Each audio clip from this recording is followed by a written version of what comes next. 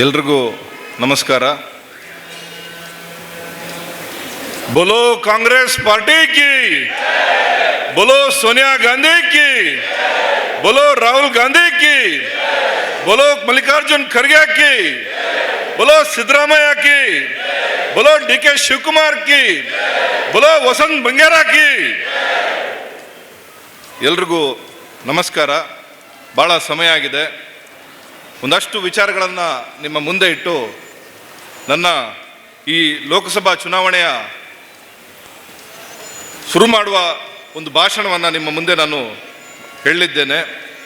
ಪ್ರಪ್ರಥಮವಾಗಿ ಪಕ್ಷದ ಅಧ್ಯಕ್ಷರಾದ ಡಿ ಕೆ ಶಿವಕುಮಾರ್ ಅವರು ನಮ್ಮ ಬೆಳ್ತಂಗಡಿ ವಿಧಾನಸಭಾ ಕ್ಷೇತ್ರಕ್ಕೆ ಭೇಟಿ ಕೊಟ್ಟು ಮಂಜುನಾಥನ ಮತ್ತು ಅಣ್ಣಪ್ಪನ ಅಪ್ಪಣೆಯನ್ನು ಪಡೆದು ಈ ಧರ್ಮ ಯುದ್ಧದ ರಣಕಹಳೆಯನ್ನು ಬೆಳ್ತಂಗಡಿಯಿಂದ ಊದಿದ್ದಾರೆ ಅನ್ನೋದು ಹೇಳೋದಕ್ಕೆ ನಾನು ಇಷ್ಟಪಡ್ತಾ ಇದ್ದೇನೆ. ಇಷ್ಟು ದೊಡ್ಡ ಯುದ್ಧದಲ್ಲಿ ಬೆಳ್ತಂಗಡಿಯಿಂದ ಅವರು ಚಾಲನೆ ಕೊಟ್ಟಿದ್ದಾರೆ. ಆ ಬೆಳ್ತಂಗಡಿಯಲ್ಲಿ ಪದ್ಮರಾಜರವರಿಗೆ ಅತಿ ಹೆಚ್ಚು ಮತವನ್ನು ಕೊಡೋದು ನಮ್ಮೆಲ್ಲರ ಜವಾಬ್ದಾರಿಯಾಗಿದೆ ಅಂತ ನಾನು ಹೇಳಲಿಕ್ಕೆ ಇಷ್ಟಪಡ್ತಾ ಇದ್ದೇನೆ. ವೇದಿಕೆ ಮೇಲಿರುವಂಥ ಜಿಲ್ಲಾಧ್ಯಕ್ಷರೇ, ಉಭಯ ಬ್ಲಾಕ್ನ ಅಧ್ಯಕ್ಷರೇ, ಈ ಚುನಾವಣೆಯನ್ನು 10 ಚುನಾವಣೆಗಳನ್ನು ಎದುರಿಸುವ ಮೂಲಕ ರಾಜ್ಯದಲ್ಲಿ ಪ್ರತಿಯೊಬ್ಬ ಕಾಂಗ್ರೆಸ್ ಕಾರ್ಯಕರ್ತನಿಗೆ ಒಬ್ಬ ಮಾದರಿ ನಾಯಕ ಅನ್ನಿಸ್ಕೊಂಡಿರುವಂಥ ರಮಾನಾಥ್ ರೈರವರ ಹೆಗ್ಗಲಿಗೆ ನಾವು ಹಾಕಿದ್ದೇವೆ. ನನಗೆ ನಂಬಿಕೆ ಇದೆ, ಖಂಡಿತವಾಗಿಯೂ ಈ ಚುನಾವಣೆಯಲ್ಲಿ ದಕ್ಷಿಣ ಕನ್ನಡ ಜಿಲ್ಲೆಯಲ್ಲಿ ರಮಾನಾಥ್ ರೈರವರ ನೇತೃತ್ವದಲ್ಲಿ, ಹರೀಶ್ ಕುಮಾರ್ ಅವರ ನೇತೃತ್ವದಲ್ಲಿ, ಮಂಜುನಾಥ್ ಭಂಡಾರಿ ಅವರ ನೇತೃತ್ವದಲ್ಲಿ ಒಂದು ಹೊಸ ಬದಲಾವಣೆಯನ್ನು ನಾವು ನೋಡಲಿಕ್ಕಿದ್ದೇವೆ ಅಂತ ನಾನು ಹೇಳಲಿಕ್ಕೆ ಇಷ್ಟಪಡ್ತಾ ಇದ್ದೇನೆ. ವೇದಿಕೆ ಮೇಲಿರುವಂಥ ಅಭ್ಯರ್ಥಿಗಳಾದಂಥ ಪದ್ಮರಾಜರವರೇ, ವೇದಿಕೆ ಮೇಲಿರುವಂಥ ಎಲ್ಲ ನಾಯಕರೇ, ಇವತ್ತು ಬೆಳ್ತಂಗಡಿ ವಿಧಾನಸಭಾ ಕ್ಷೇತ್ರದಲ್ಲಿ ಕಾರ್ಯಕರ್ತರಿಗೆ ಟಾರ್ಚ್ ಹಾಕಿ ನೋಡಬೇಕು ಅನ್ನೋ ಮಾತು ಕೂಡ ಆಡಿದರು. ಆದರೆ ಆ ಟಾರ್ಚ್ ಎಲ್ಲಿ ಕಳೆದೋಯ್ತೋ ಇವತ್ತು ಗೊತ್ತಿಲ್ಲ. ಯಾಕಂತಂದರೆ ನಮಗೆ ಕೊಡುವಂಥ ಒಂದೊಂದು ಕಾರ್ಯಕ್ರಮವನ್ನು ವಿಶಿಷ್ಟವಾಗಿ ಮಾಡಿ, ಅದು ಎಲ್ಲೇ ಇರಲಿ, ಅದು ಮಂಗಳೂರಿನಲ್ಲಿ ನಡೆದಂಥ ಸಮಾವೇಶ ಇರಲಿ, ಆ ಸಮಾವೇಶಕ್ಕೂ ಕೂಡ ದಾಖಲೆಯ ರೀತಿಯಲ್ಲಿ 60 ಬಸ್ನಲ್ಲಿ ಕಾರ್ಯಕರ್ತರು ಹೋಗಿ ಆ ಸಮಾವೇಶದಲ್ಲಿ ಬೆಳ್ತಂಗಡಿಯ ಶಕ್ತಿಯನ್ನು ನೀವು ತೋರಿಸಿದ್ದಾರೆ. ನಿಮಗೆ ನಾನು ದೊಡ್ಡ ನಮಸ್ಕಾರವನ್ನು ಹೇಳಲಿಕ್ಕೆ ಇಷ್ಟಪಡ್ತಾ ಇದ್ದೇನೆ. ಅದಾದ ನಂತರ 15 ದಿನಗಳಲ್ಲಿ ನಮಗೆ ಗ್ಯಾರಂಟಿಯ ಕಾರ್ಯಕ್ರಮವನ್ನು ಕೊಟ್ಟರು. ಆ ಗ್ಯಾರಂಟಿ ಕಾರ್ಯಕ್ರಮದಲ್ಲಿ ಒಂದು ದಾಖಲೆ, ಬೆಳ್ತಂಗಡಿ ರಾಜಕೀಯ ಇತಿಹಾಸದಲ್ಲಿ ಒಂದು ದಾಖಲೆಯನ್ನು ಕಾರ್ಯಕರ್ತರು ನೀವು ನಿರ್ಮಾಣ ಮಾಡಿದ್ದೀರಿ. 10,000 ಜನ ಮಹಿಳೆಯರನ್ನು ಸೇರಿಸಿ ಇಡೀ ರಾಜ್ಯ ತಿರುಗು ನೋಡುವಂಥ ಕೆಲಸವನ್ನು ನಮ್ಮ ಕಾರ್ಯಕರ್ತರು ನೀವು ಮಾಡಿದ್ದೀರಿ. ನಿಮಗೆ 2 ಕೈ ಜೋಡಿಸಿ ನಿಮಗೆ ನಮಸ್ಕಾರಗಳನ್ನು ಹೇಳಲಿಕ್ಕೆ ನಾನು ಇಷ್ಟಪಡ್ತಾ ಇದ್ದೇನೆ. ಪಕ್ಷದ ಎಲ್ಲ ವ್ಯವಸ್ಥೆಗಳನ್ನು ನೀವು ನೋಡ್ತಾ ಇದ್ದೀರಿ. ರಾಜಕೀಯದಲ್ಲಿ ನಾವು ಬೇರೆಯವ್ರಿಗೆ ಹೇಳ್ತೇವೆ ದ್ವೇಷ ಮಾಡಬಾರ್ದು ಅಂತ ನಾವು ಹೇಳ್ತೇನೆ. ನಾನು ಕೂಡ ದ್ವೇಷ ಮಾಡಲಿಕ್ಕೆ ಹೋಗಲ್ಲ. ನನ್ನ ಚುನಾವಣೆಯಲ್ಲಿ ಯಾರು ನನಗೆ ಸಹಾಯವನ್ನು ಮಾಡಲಿಲ್ಲ, ನನಗೆ ಸಹಕಾರವನ್ನು ಮಾಡಲಿಲ್ಲ, ಅವರ ಬಗ್ಗೆ ಖಂಡಿತವಾಗ್ಲೂ ನಾನು ದ್ವೇಷವನ್ನು ಮಾಡಲ್ಲ. 2 ಕೈ ಜೋಡಿಸಿ ಅವ್ರನ್ನ ಈ ಪಕ್ಷದ ವೇದಿಕೆಗೆ ಬರಮಾಡ್ಕೊಳ್ತೇನೆ. 2 ಕೈ ಜೋಡಿಸಿ ನಮ್ಮ ಪಕ್ಷಕ್ಕೆ ಬರಮಾಡ್ಕೊಳ್ತೇನೆ. ನನಗೆ ಆದ ಅನ್ಯಾಯ, ನನಗೆ ಆದ ಮೋಸ ಪದ್ಮರಾಜ್ಗೆ ನೀವು ಮಾಡಬೇಡಿ ಅನ್ನೋ ವಿಚಾರವನ್ನು ನಾನು ಹೇಳಲಿಕ್ಕೆ ಇಷ್ಟಪಡ್ತಾ ಇದ್ದೇನೆ. ಯಾಕಂತಂದರೆ ನಿಮ್ಮ ಹೊಟ್ಟೆ ತುಂಬಿರ್ಬೋದು, ನಿಮ್ಮ ಹತ್ರ ವ್ಯವಸ್ಥೆ ಇರ್ಬೋದು, ನಿಮ್ಮ ಹತ್ರ ಎಲ್ಲ ವ್ಯವಸ್ಥೆ ಇರ್ಬೋದು. ಇಲ್ಲಿ ವೇದಿಕೆಯಲ್ಲಿ ಯಾರಿಗೂ ಕೂಡ ಕಡಿಮೆ ಇಲ್ಲ, ಯಾರ ಕುಟುಂಬವೂ ಕೂಡ ಕಾಂಗ್ರೆಸ್ನಿಂದ ಇಲ್ಲಿ ನಡಿಬೇಕಾಗಿಲ್ಲ. ಆದರೆ ಈ ಕಾಂಗ್ರೆಸ್ ಈ ದೇಶದ ಬಡವರಿಗೆ ಅನಿವಾರ್ಯ, ಈ ಕಾಂಗ್ರೆಸ್ ಈ ದೇಶದ ದಲಿತರಿಗೆ ಅನಿವಾರ್ಯ, ಈ ಕಾಂಗ್ರೆಸ್ ಈ ದೇಶದ OBCಗಳಿಗೆ ಅನಿವಾರ್ಯ, ಈ ಕಾಂಗ್ರೆಸ್ ಈ ದೇಶದಲ್ಲಿ ಯಾವ ಕೋಮುಗಲಭೆಯಿಂದ ನರಳುತ್ತಿದ್ದಾರೋ ಅವರಿಗೆ ಈ ಕಾಂಗ್ರೆಸ್ ಅನಿವಾರ್ಯ. ಅವರಿಗೋಸ್ಕರ ಈ ಪಕ್ಷ, ಅವರಿಗೋಸ್ಕರ ಯಾವ ತ್ಯಾಗವನ್ನು ಮಾಡಲಿಕ್ಕೆ ಸಿದ್ಧ ಇದ್ದೇನೆ, ಅವರಿಗೋಸ್ಕರ ಯಾವ ನೋವನ್ನು ನುಂಗ್ಲಿಕ್ಕೆ ಸಿದ್ಧ ಇದ್ದೇನೆ, ಅವರಿಗೋಸ್ಕರ ಯಾವ ದ್ವೇಷವನ್ನು ನಾನು ತಳ್ಳನ ಮಾಡಲಿಕ್ಕೆ ನಾನು ಸಿದ್ಧರಿದ್ದೇನೆ. ಎಲ್ಲರಿಗೂ ಸ್ವಾಗತ. ಯಾರು ಪಕ್ಷ ಬಿಡಬೇಡಿ, ಎಲ್ಲರಿಗೂ ಸ್ವಾಗತ. ಬರುವರು ಎಲ್ಲರನ್ನು ನಾನು ಸ್ವಾಗತ ಮಾಡ್ತೇನೆ. ನೀವು ಕೂಡ ನಮ್ಮ ಕಾರ್ಯಕರ್ತರು ಕೂಡ ಯಾರೇ ಪಕ್ಷಕ್ಕೆ ಬಂದರೆ ಅವ್ರನ್ನ 2 ಕೈಯಿಂದ ಸ್ವಾಗತ ಮಾಡಿ ಅಂತ ನಿಮ್ಮಲ್ಲೂ ಕೂಡ ನಾನು ಕೇಳ್ಕೊಳ್ತಾ ಇದ್ದೇನೆ. ಗ್ಯಾರಂಟಿ ವಿಚಾರ ಬಂಗೇರವರು ಭಾಷಣ ಮಾಡುವಾಗ ಹೋದ ಚುನಾವಣೆಯಲ್ಲಿ ಹೇಳಿದ್ರು, ನಿಕ್ಲೆಗೆ ಏರೆಗಾಣಲ ಗ್ಯಾರಂಟಿ ಬತ್ತಿಜಿಂಡ ಏನನ್ನು ಮಾರ್ಗಡು ಅಂತ ಅಡಿಕೆನಲ್ಲಿ ಯಾನ್ ನಿಕ್ಲೆಗೆ ಗ್ಯಾರಂಟಿ ಕೊರ್ಪಾವೆ ಪನ್ಪನ ವಿಚಾರ ಎಲ್ಲ ಬಂಗೇರು ಬಂದಿತ್ತೇರು. ಇವತ್ತು ಬಂಗೇರಿಗೆ ಅತ್ಯಂತ ಸಂತೋಷ ಆಯಿತು. 5 ಗ್ಯಾರಂಟಿಯನ್ನು ಶರವೇಗದಲ್ಲಿ ಕೊಟ್ಟಿರುವಂಥ ಪಕ್ಷ ಯಾವುದಿದ್ರೆ ಅದು ಕಾಂಗ್ರೆಸ್ ಪಕ್ಷ ಅಂತ ಹೇಳಲಿಕ್ಕೆ ನಾನು ಹೇಳಲಿಕ್ಕೆ ಇಷ್ಟಪಡ್ತಾ ಇದ್ದೇನೆ.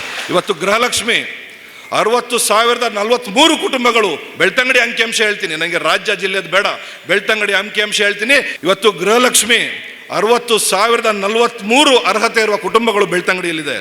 ಇವತ್ತು 55,713 ಕುಟುಂಬಗಳಿಗೆ ಇವತ್ತು 2,000 ರೂಪಾಯಿ ಕೊಡುವಂಥ ಕೆಲಸವನ್ನು ಕಾಂಗ್ರೆಸ್ ಪಕ್ಷ ಮಾಡ್ತಾ ಇದೆ, ಕಾಂಗ್ರೆಸ್ ಸರ್ಕಾರ ಮಾಡ್ತಾ ಇದೆ. ಎಷ್ಟು ಇದ್ರ ಮೊತ್ತ?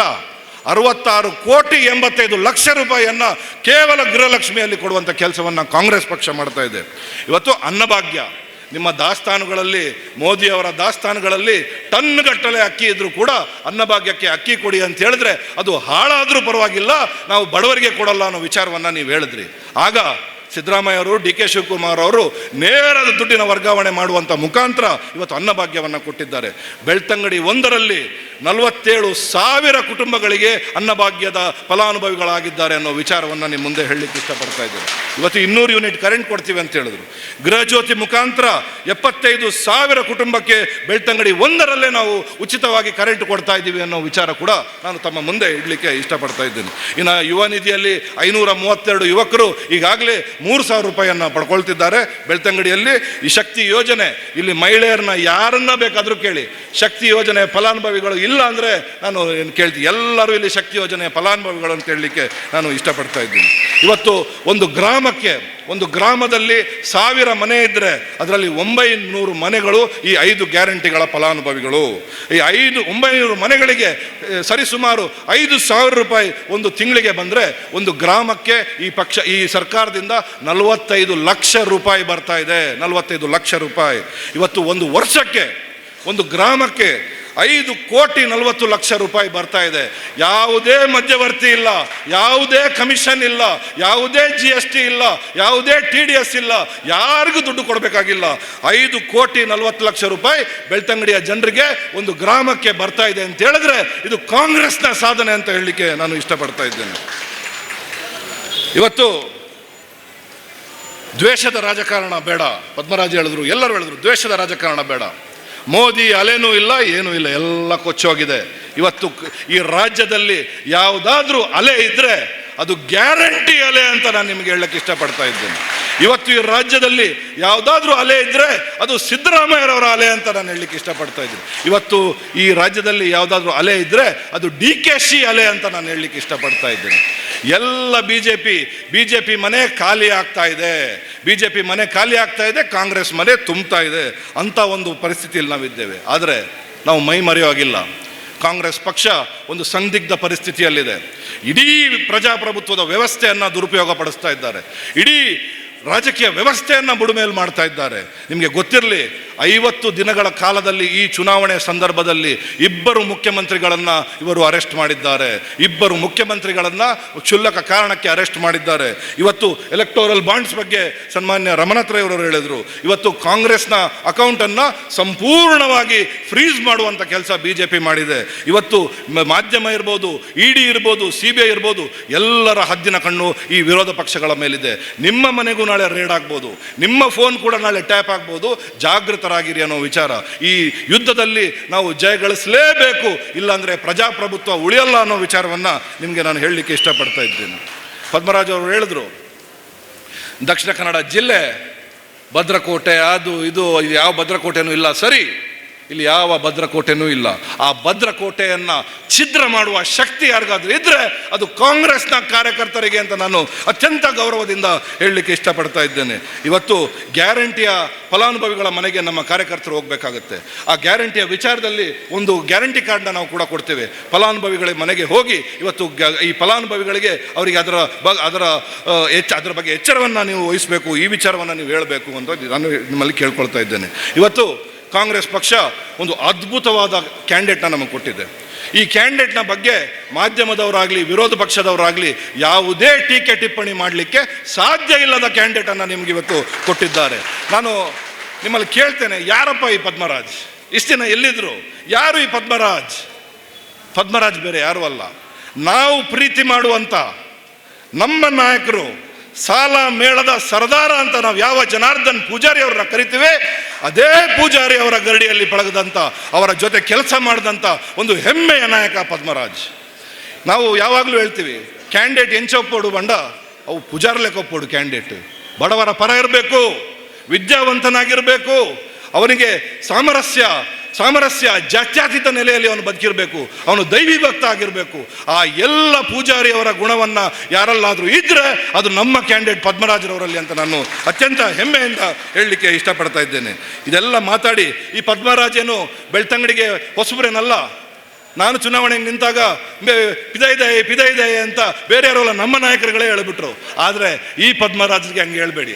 ಪಿದೈದಯ ಅಲ್ಲ, 6 ಉಲಾಯ್ದಾರ್ ಇಂದುವೇ ಮಡಂತ್ಯಾರ್ಡು ವಿದ್ಯಾಭ್ಯಾಸನ ಮಂತದ ಸೇಕ್ರೆಡ್ ಆರ್ಟಡ್ ಓದಿನ ಚಿತ್ನಾರು ಸತೀಶ್ ಕಾರಂದೂರು ಮೂಲೆ ಉಲ್ಲೇರು ಅರ್ನ ಬಾವೆ ಈ ನಮ್ಮ ತಾಲೂಕಿಗೂ ಸಂಬಂಧ ಒಪ್ಪು ನಂಚಿತ್ನಾರು ಅರ್ನ ಮಲ್ಲ ಮಟ್ಟಡ್ ಅರ್ನ ಸಂಬಂಧಿಕರು ಈ ನಮ್ಮ ತಾಲೂಕು ಉಲ್ಲೇರು ಅರೊಂಜಿ ಅದ್ಭುತವಾದ ನಂಚಿತ್ನ ಕುಟುಂಬದ ಬೈದೇರು ಅರ್ನ ಪಲಯೇ ಇಡೀ ರಾಜ್ಯ ಮೆಚ್ಚು ನಂಚಿತ್ನ ಒಂಜಿ ಹೃದ್ರೋಗ ತಜ್ಞೆ ಡಾಕ್ಟರ್ ಪುರುಷೋತ್ತಮಂದು ನಿಕುಲ್ ಮಾತ ಪೊದರ್ಕೆಂದು ಪೋಡು ಅರ್ನ ಮೆಗ್ಗೆ ಈ ಪದ್ಮರಾಜ್ ಇಂಚಿತ್ತ ಒಂಜಿ ಸುಸಂಸ್ಕೃತ ವಿದ್ಯಾವಂತ ಕುಟುಂಬದ ಬೈದಿನ ಚಿತ್ನ ಪದ್ಮರಾಜರಿಗೆ ಈ ಸತಿ ಅಂಕುಲು ಮಾತೆಲ್ಲ ಸೇರಿದು ಬೆರೆಸಾಯದು ಅಂತೋಡು. ಬ್ರಹ್ಮಶ್ರೀ ನಾರಾಯಣ್ ಗುರುಕುಲ್ನ ಮಲ್ಲ ಅನುಯಾಯಿ ಈ ಪದ್ಮರಾಜ್ ಅವು ಬುಡ್ದು ಗೋಕರ್ಣನಾಥನ ಅರ್ನ ಜೀವನದ ಅರ್ಧ ಭಾಗನ ಗೋಕರ್ಣನಾಥನ ಸೇವೆಗೆ ಮುಡಿಪಾದೀತಿ ನಂಚಿತ್ನ ಮಹಾನ್ ಶಿವ ಭಕ್ತೆ ಈ ಪದ್ಮರಾಜ್ ಅಂಚಿತ್ನ ಪದ್ಮರಾಜರಿಗೆ ನಮ್ಮ ಮಾತೆರ್ಲ ಬೆಳ್ತಂಗಡಿಡು ಅತಿ ಹೆಚ್ಚು ಓಟು ಕೊರಡು ಏತು ಓಟ್ ಕೊರ್ಪಾಡು 1,10,10,000 ಓಟು ಅವು ಬೆಳ್ತಂಗಡಿ ಇಡ್ದೇ ಬರೋಡು ಪನ್ಪನ ಚಿತ್ನ ವಿಚಾರ ಪಂಡದು ಎನ್ನ ಭಾಷಣ ನಮಗಿದ್ವೆ. ಜೈ ಹಿಂದ್, ಜೈ ಕಾಂಗ್ರೆಸ್. ಹೆಚ್ಚಿನ news ಅಪ್ಡೇಟ್ಗಾಗಿ Prajaprakash news YouTube channel ಅನ್ನ ಸಬ್ಸ್ಕ್ರೈಬ್ ಮಾಡಿ ಮತ್ತು ಬೆಲ್ ಬಟನ್ ಕ್ಲಿಕ್ ಮಾಡಿ.